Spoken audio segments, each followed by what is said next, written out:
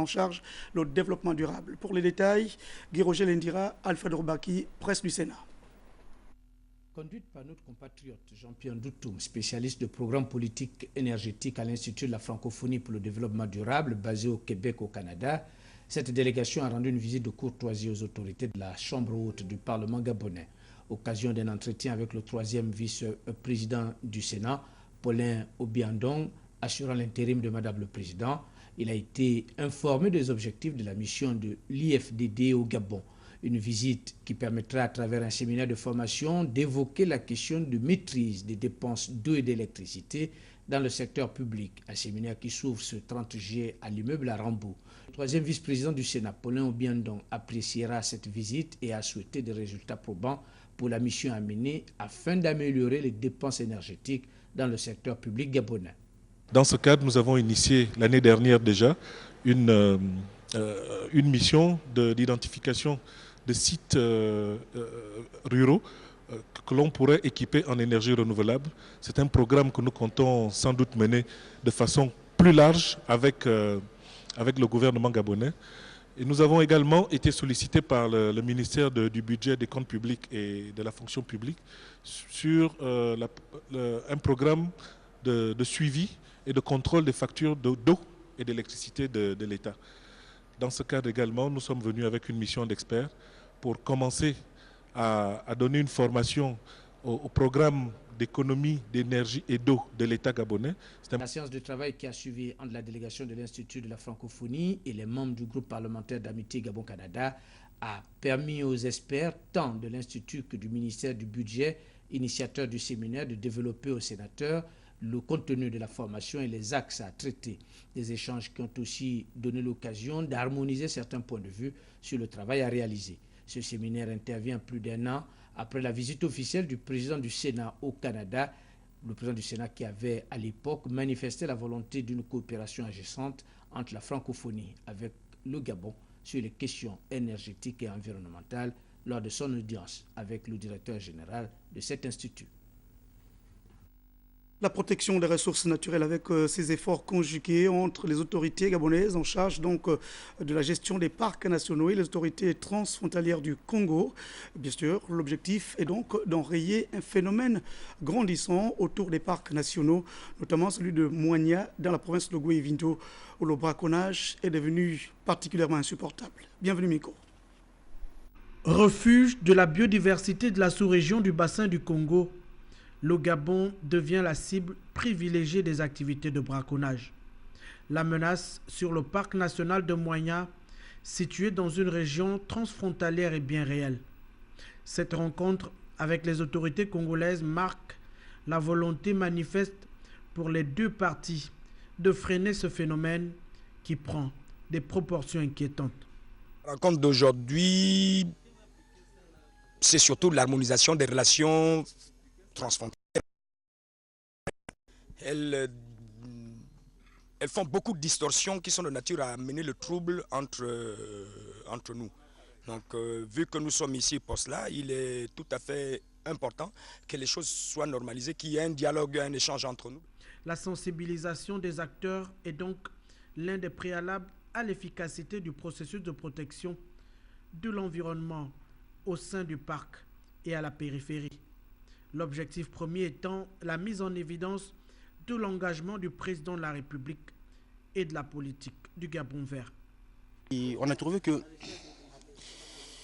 nous devons permettre à nos populations, donc de part et d'autre, de circuler librement, juste dans les petits échanges commerciaux. Celui qui quitte par exemple, quand il veut se rendre à Mekambo, il doit être en règle.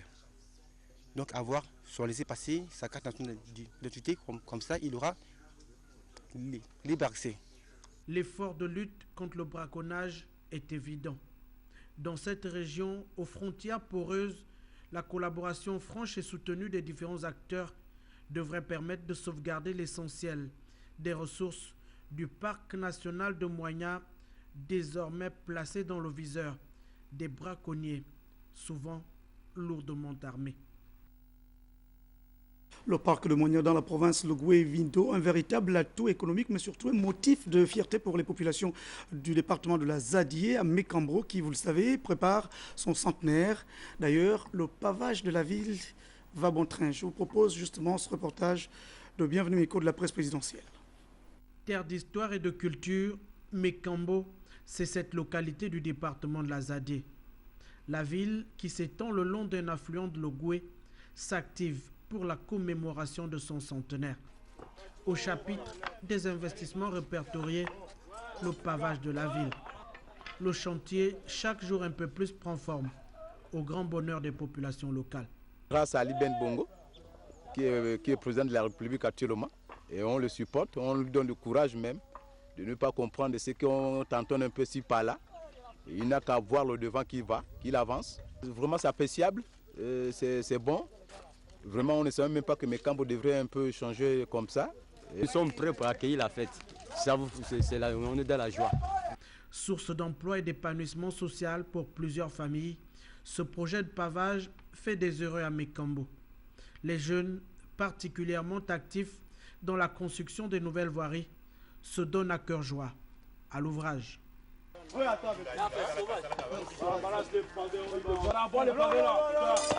nous faut exactement 51 000 m² de pose. On est actuellement à 10 000 m².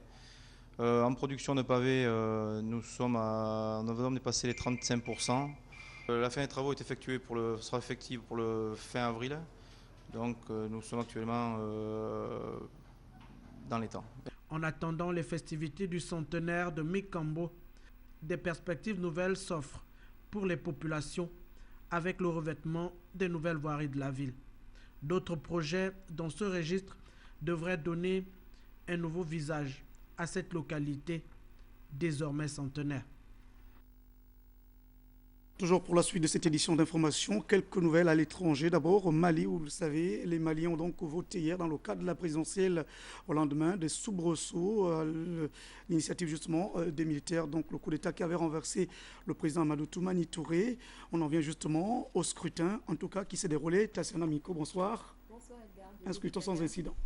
Effectivement, au lendemain du premier tour du scrutin présidentiel, le Mali, le vote a laissé donc place à l'attente des résultats dans le calme. Toujours pas de résultats officiels en ce moment, Edgar Dukaga, mais un scrutin présidentiel qui aura tout de même gagné le pari de rassembler un grand nombre de votants maliens, contrairement donc aux inquiétudes avant le vote. Selon les observateurs de l'Union européenne, le taux de participation s'élève environ à 50%, ce qui dénote donc de la volonté de tous les Maliens de voir le processus de transition se matérialiser après la crise post-électorale qui aura duré 1 an et demi dans le pays. Donc les premiers résultats pourraient être connus demain mardi par le ministère de l'Intérieur, désigné donc par le ministère de l'Intérieur. Mais selon certaines rumeurs, le candidat Ibrahim Boubacar Keïta serait donc gagnant au premier tour. Voilà. Alors donc nous attendons effectivement ces résultats, mais il faut quand même dire se poser une question. Qu'est-ce que les Maliens peuvent attendre du nouveau président ? Alors, les attentes sont nombreuses, elles sont également gigantesques, Edgar Dukaga. L'une des priorités, on va le dire comme ça, ce qui s'entend par donc, la lourde charge du futur président malien, donc à travailler pour une meilleure situation sécuritaire au Mali, ce qui inévitablement devrait passer par une meilleure formation donc, de l'armée malienne. C'est là l'une des priorités. Alors la deuxième, c'est qu'il devrait également travailler à faire baisser la courbe de chômage chez les jeunes. Les jeunes attendent vraiment impatiemment cela du futur président et on ne saurait ne pas parler des questions de modernisation du pays globalement. Alors Tassiana Miko, on vient aussi à cette situation convulsive en Égypte où justement les frères musulmans ne faiblissent pas justement dans le cadre de leur mobilisation. Effectivement, le bras de fer se poursuit entre frères musulmans et gouvernement intérimaire en Égypte. Et demain d'ailleurs, les frères musulmans appellent à une marche déclinée sous le slogan « Les martyrs du coup d'État ». Donc une marche qui va rassembler près d'1 million de personnes pour réclamer la libération du président Morsi. Et Edgar Dukaga, au vu des tensions qui règnent entre les frères musulmans et le gouvernement intérimaire, il faut dire que le spectre d'une guerre civile semble se dessiner tout de même en Égypte, vu que le week-end dernier, des manifestations entre forces de l'ordre et frères musulmans ont fait plusieurs morts, donc 70 partisans des frères musulmans, d'où la nécessité même d'intervention du chef de la diplomatie européenne, Catherine Ashton, qui en ce moment séjourne au Caire pour pour un appel à la tranquillité dans le pays. Autre point justement qui marque l'actualité, c'est bien sûr cette catastrophe qui continue toujours de meurtrir les populations en Europe, particulièrement en Espagne. Aujourd'hui, en fait, devait avoir les obsèques. Alors, c'est à 17h GMT à la cathédrale Saint-Jacques de la Grande Ville qu'a donc eu officiellement les obsèques en hommage donc aux victimes de la catastrophe ferroviaire du mercredi dernier en Espagne. C'était donc en présence des autorités d'Espagne. Alors, je rappelle donc que le drame avait fait 79 morts et plus de 140 blessés. L'une des grandes tragédies après 70 ans en Espagne. Un autre pays donc justement qui pleure ses morts, c'est bien l'Italie, à la suite donc d'un grave accident de circulation, un bus qui s'est abîmé en contrebas sur une grande voie. Effectivement, bilan 38 morts. C'était donc un autocar qui transportait une cinquantaine de personnages qui revenaient d'un pèlerinage, donc qui ont trouvé la mort à la suite donc, de cette chute sur une autoroute. Alors une enquête pour homicide involontaire a été ouverte à ce sujet. Merci Tassana Miko. C'est moi. Vous restez avec nous, le temps de poursuivre ce journal avec cette fois donc la rencontre consacrée au comité consultatif interafricain du CAMES qui se tenait donc en N'Djamena au Tchad. Était pour nous, pour la rédaction de Gabon Télévision, envoyé spécial, Patrick Simangoy. N'Djamena, la capitale de la République du Tchad, est un ancien site de la civilisation Sao, carrefour de rencontre du fleuve Chari et du fleuve Logone, où vivent 2 millions d'habitants. N'Djamena, qui signifie le lieu où l'on se repose, traduction en arabe local, est une ville en mutation, tournée résolument vers le développement. N'Djamena, où les 3 décennies de soubresauts de l'histoire de ce pays qui ont empêché les universitaires tchadiens de jouer pleinement leur rôle au sein du CAMES sont désormais placés dans les tiroirs. Les 10 arrondissements de la ville ont vécu 2 semaines d'intenses activités relatives à la 35e session du comité consultatif interafricain d'évaluation des enseignants, chercheurs et chercheurs des 19 États membres du Conseil africain malgache pour l'enseignement supérieur. La présence des centaines d'enseignants du supérieur et des chercheurs, de 50 recteurs ou présidents d'universités et directeurs de recherche, membres du comité consultatif général, participaient de la nouvelle dynamique que les États ne cessent d'impulser à l'enseignement supérieur. L'espace CAMES, que préside le professeur Bertrand Bati depuis 2 années, a fait le choix de l'excellence en dépit de la faible contribution de l'Afrique à l'économie du savoir. Dans ce schéma, l'Afrique du Sud représente à elle seule 0,5% de la production scientifique du continent.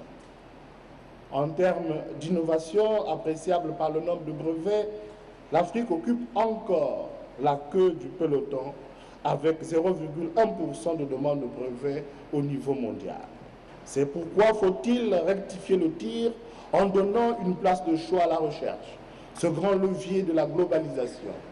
Une recherche qui est désormais capable de transformer l'université en un véritable marché, source de financement alternatif, pour peu que l'on puisse savoir, oser et agir.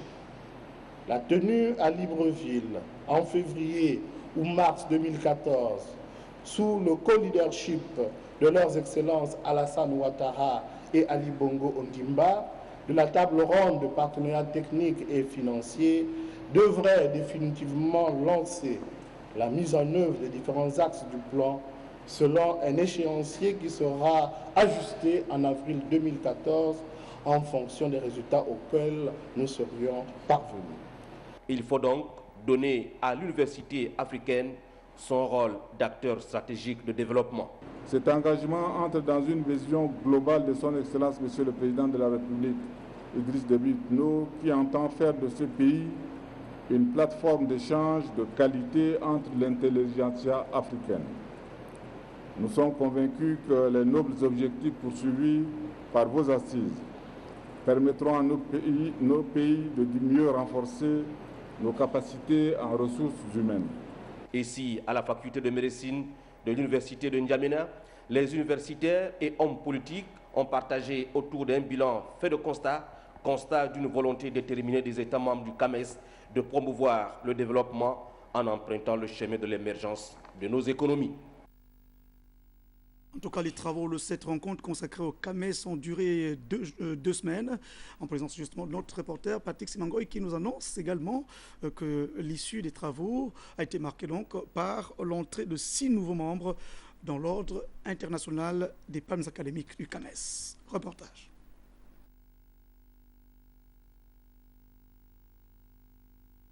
Le Conseil consultatif général du CAMES, le CCG, est la dernière instance académique de l'institution.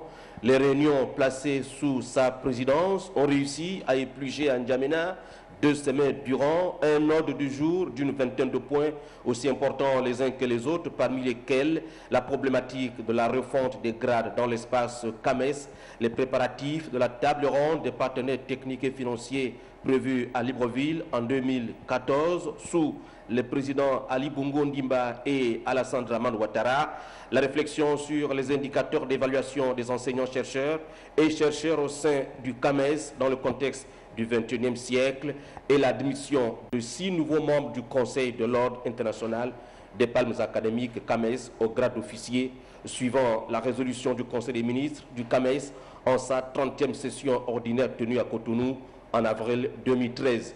Ont été honorés le recteur de l'université de Niamey, le doyen Fulbert Maker Amoussouga Guiro du Bénin, la présidente de l'université Oufoué-Boigny de Côte d'Ivoire, le directeur général du Centre international de recherche médicale de Franceville et le recteur de l'université de Yaoundé 1, ainsi que le directeur des programmes du CAMES.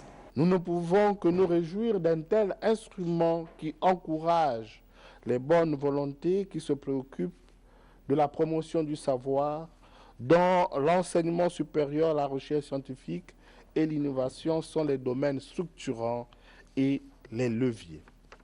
L'OIPA CAMES est constitué de 10 conseillers nommés par le Conseil des ministres sur proposition du grand chancelier. Cette session a été celle de la récompense du savoir et du mérite. Faire partie des 10 membres de l'OIPA qui ont pour mission de veiller au respect des critères de distinction honorifique est un privilège qui se mérite. Nous devons cultiver plus que jamais des valeurs communes qui sont entre autres l'équité, la rigueur, l'excellence, le sens élevé du devoir. C'est pourquoi, tout en adressant nos sincères remerciements au secrétaire général du CAMES pour la confiance placée en nous, nous l'assurons de notre engagement et de notre dévouement à l'accompagner dans la politique d'innovation et de modernisation du CAMES qu'il a entreprise depuis sa nomination. Au-delà du caractère honorifique que revêt cette distinction, elle appelle à un travail un peu plus profond.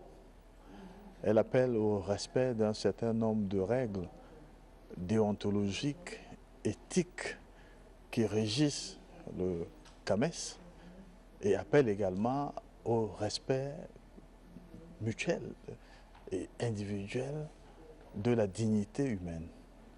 Et ce caractère de respect de la dignité humaine peut faire tirer plusieurs conclusions et je pense que nous allons nous y atteler.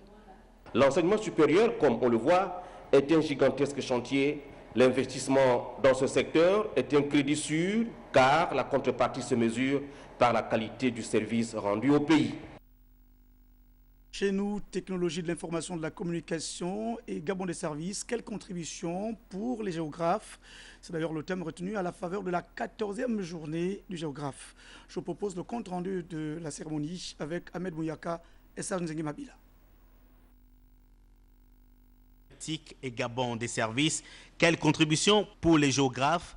Une initiative qui cadre parfaitement avec les ambitions du département de géographie qui consiste d'une part à évaluer le positionnement actuel du département via son offre de formation et de prospecter les pistes pouvant renforcer la dite offre d'autre part, ce qui permettra à la géographie gabonaise et aux géographes d'être en phase avec le Gabon des services. L'objet de ces journées était de faire connaître le département de géographie. Parce que sur un plan épistémologique, il faut le dire, le département est géographe ou la géographie, on ne sait pas ce que c'est. On pense que la géographie, c'est dessiner des cartes, ou bien la géographie, c'est réciter les frontières, les États. Non, la géographie a une dimension éminemment opérationnelle, c'est l'aménagement du territoire. Donc nous avons une diversité de territoires, les territoires urbains, les territoires ruraux, le territoire national, le territoire sous-régional. Nous avons par exemple l'année dernière initié avec l'université de Soa 2 le colloque sur la zone de coprospérité Gabon-Cameroun, où nous nous sommes interrogés sur la coprospérité entre le Gabon et le Cameroun dans le cadre du processus d'intégration régionale. Vous voyez donc que la géographie a une utilité dans le développement du pays, une utilité sociale. Ces journées sont pour l'ensemble des acteurs une occasion d'échange et de partage. Les journées de géographes nous amènent non seulement à décloisonner les barrières qui existent entre étudiants et enseignants, mais surtout, l'objectif premier de ces journées, c'est avoir un espace, après une longue année d'études, donc d'échange entre enseignants et enseignés. Ils ont la théorie, mais la pratique non pas. Donc voilà pourquoi on nous a appelés pour leur montrer à peu près comment cet appareil peut leur servir plus tard. La visite des stands d'exposition a été l'un des temps forts de cette manifestation. Rappelons que les journées du géographe ont été célébrées pour la première fois en 1997. Pour cette année, plusieurs activités sont prévues pendant 3 jours. Les artistes gabonais face à leurs difficultés de moyens de production et des espaces même de production. C'est d'ailleurs le souci partagé entre les artistes et le président du Conseil économique et social. Pour le compte rendu, Frédéric Alogo et Sessa, Idriss Mongala.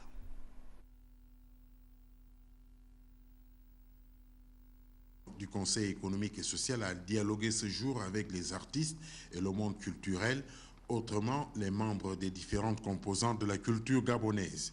Car, dira Paul Biyorumba, l'institution qu'il dirige appartient aussi aux artistes quand on lit l'article 103 de la Constitution au 4e tiré qui stipule que le Conseil économique et social doit s'occuper de la culture dans toutes ses déclinaisons. J'ai entrepris de rencontrer tout le monde, de rencontrer les uns et les autres et de vous rencontrer naturellement pour établir un partenariat avec vous, d'échange, de contact, de discussion. Parce que ce n'est qu'en discutant, en échangeant, en parlant que nous pouvons ensemble identifier des axes de travail. Et si un avis ou une recommandation est formulée avec le maximum de contenu, est formulée avec le maximum d'éléments, avec le maximum d'opportunités et d'objectivité, ça m'étonnerait que le décideur ne puisse pas prendre cela en compte. Des échanges salutaires et encourageants en voie de valoriser la culture gabonaise en la rendant vivante. C'est une piste qu'ont exploré les différents intervenants en réponse à l'initiative de Paul Biyorumba de rencontrer les artistes. En ce qui concerne les écrivains, nous lui avons dit que les œuvres gabonaises étaient insuffisamment lues et étudiées sur le territoire national, qu'il nous manquait des espaces d'expression, c'est-à-dire des lieux de rencontre comme des salles. Pour que l'artiste soit reconnu, il ne faut pas qu'il soit reconnu simplement par des mots, ou par des invitations qu'on lui adresserait pour venir animer une manifestation, mais il doit être reconnu comme étant un membre de la société défini par les lois, par les textes, de telle sorte que ses devoirs et ses droits soient clairement reconnus. Comme au terme de chaque entretien avec les différents partenaires économiques et sociaux, un groupe de travail a été mis en place afin de répercuter les desiderata des artistes qui seront étudiés par le Conseil économique et social et transmis à qui de droit. Le chef-lieu de la province de Langounié qui a abrité donc le week-end dernier le salon de l'artisanat. Nous y reviendrons demain. On reste à Mouila avec les activités du ministre de la Santé, mais là, député élu de la commune de Mouila, qui est allé donc, bien sûr, se manifester sa générosité en faveur des jeunes filles mères, mais aussi des femmes handicapées. Était sur place pour la rédaction, Richard Mobiwa, Léa Bifan.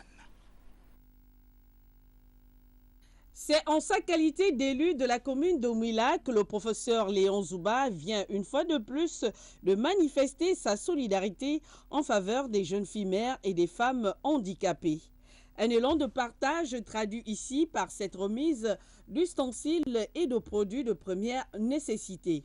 Ceci est vraiment une joie pour nous, les jeunes filles mères de Langounié. Vraiment, nous sommes satisfaites du fait que un geste comme ça nous arrive pour une première fois. Vraiment, nous sommes satisfaites. Monsieur le ministre, que Dieu l'accorde encore une longue vie, la prospérité dans son travail.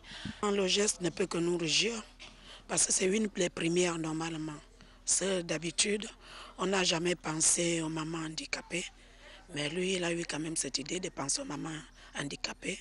À travers ce geste, le professeur Léon Zouba matérialise en actes concrets la politique de partage prônée par le président de la République, Ali Bongo Ondimba, au détriment des personnes vulnérables.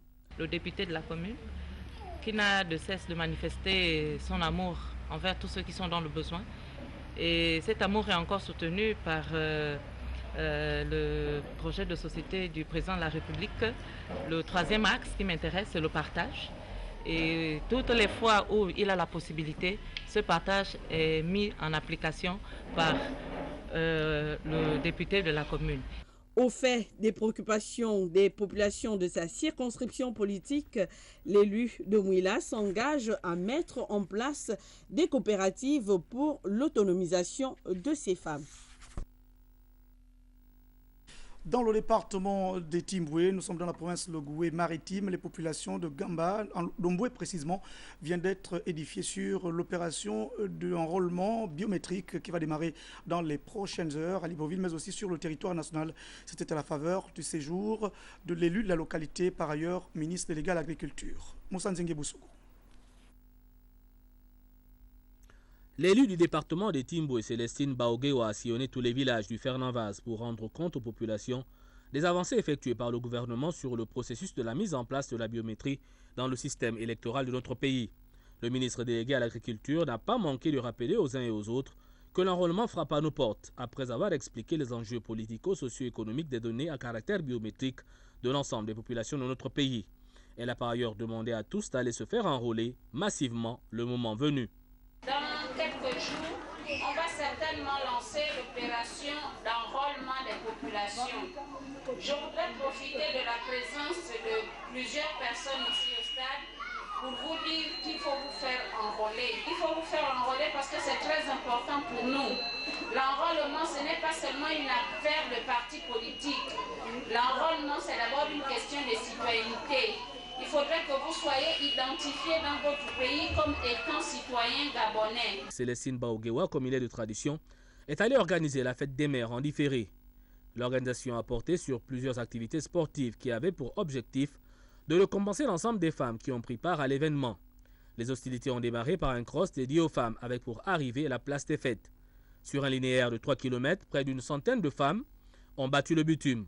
S'en est suivi un match de football féminin qui a opposé les jeunes filles mères en jaune aux vieilles gloires du département des Timboué en vert. La fête des mères, ce n'est pas un événement seulement festif, mais également nous devons associer à cela des activités sportives qui nous permettent de nous maintenir en forme. C'est la raison pour laquelle cette année nous avons associé plusieurs activités sportives pour que les mamans puissent s'habituer à exercer le sport régulièrement parce que quand on fait du sport, on est en bonne santé. Au final, c'est sur un score de 3-1 que les jeunes filles mères ont reçu le trophée avec une enveloppe. Je veux que madame vienne tout le temps, et que nous gardons toujours la forme. Je remercie d'abord madame Ogewa. L'élu d'Omboué a aussi procédé à la distribution de produits vivriers. Partout où elle est passée, le membre du bureau politique PDG d'Omboué a par ailleurs demandé aux structures de base du parti de se mettre au parfum des décisions prises par la hiérarchie pour être toujours prête à répondre aux sollicitations du PDG.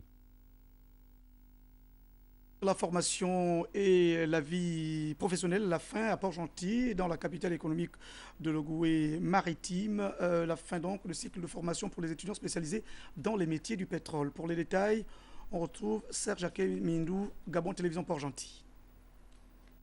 L'amélioration de compétences et le renforcement de capacités constituent la pierre angulaire au centre de formation Intel à la veille de soutenance. C'est pour mieux s'imprégner de techniques de base dans la lutte contre les incendies, le sauvetage en mer et dans d'autres lieux de sinistre que les étudiants de ce centre spécialisé dans les métiers de la lutte contre les incendies, le sauvetage en mer, la soudure et le HSE ont effectué une visite guidée à la société Hydro Oil and Gas.